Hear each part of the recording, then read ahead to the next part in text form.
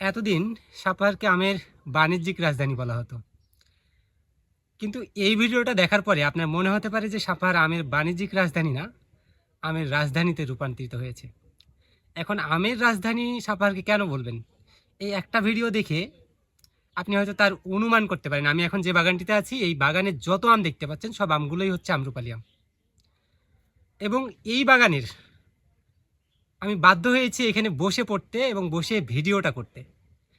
আপনারা জানেন যে আমি প্রত্যেকটা ভিডিও দাঁড়ায় হাঁটতে হাঁটতে কথা বলেছি, কিন্তু এই ভিডিওটা আমি পুরোপুরিভাবে বসে আছি এবং বসেই কথা বলছি, কারণ আপনাদেরকে এই বাগানের আমের দৃশ্যগুলো একটু দেখানোর জন্য, যাতে ভালোভাবে আপনারা আমের কোয়ালিটি এবং আম কী পরিমাণে আম ধরে আছে একটা বাগানে সেইটা একটু বুঝতে পারেন। আপনারা জানেন যে গত কয়েকদিন পূর্বেও চাপায়ের সাথে সাপাহারের যে আমের বাণিজ্যিক রাজধানী বা রাজধানী, এই নামটা নিয়ে একটা কথা কাটাকাটি হয়। আপনারা এই আমটা আমার এই ভিডিওটা দেখার পরে একটু অনুমান করতে পারেন যে আমাদের সাপাহারকে কেন আমের রাজধানী বলা হচ্ছে। শুধুমাত্র যে একটা উপজেলা বা একটা জেলায় সবচেয়ে বেশি আম উৎপাদন হয়, বা ওই জেলায় অনেক বেশি মানুষ আছে, বা এই ধরনের বিশেষ ক্রাইটেরিয়া পূর্ণ জিনিসের কারণে, জিনিসের ওপর ভিত্তি করে যা একটা উপজেলাকে আপনি বা জেলাকে আপনি রাজধানী বলে দিবেন, এইটা না।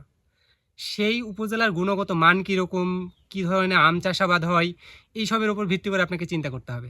এখন আপনারা এই যে বাগানটা দেখতেছেন, এই বাগানে যে পরিমাণে আম ধরে আছে, আপনি বিশ্বাস করেন সাপাহারের এই বাগানটি ছাড়া দ্বিতীয় অন্য কোনো বাগানে আম্রপালি আম এত পরিমাণে ধরে নাই। এবং অন্যান্য আমের ক্ষেত্রেও যেভাবে আপনারা দেখতে পাচ্ছেন বোরের আটির বীচের মতো একেবারে আম্রপালি আম আমাদের সাপাহারের সবচেয়ে বিখ্যাত আম।